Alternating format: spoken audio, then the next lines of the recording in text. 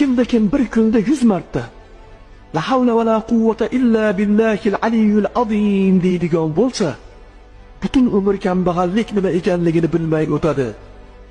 Agar Alloh sizga ne'matlar bersa, alhamdulillah deb ayting. Allohga hamdlar bo'lsin. Mabodo gunohlaringiz ko'p bo'lsa, astag'firulloh deb ayting. Allohga tavbalar qilaman.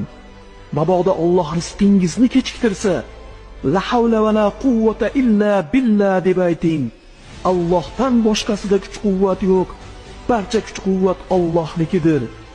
Bomdod namozidan so'ng bor yo'g'i bir marta la havla va la quvvata illa billah deb aytgan odam 99 ta balo ofatdan omonda bo'ladi.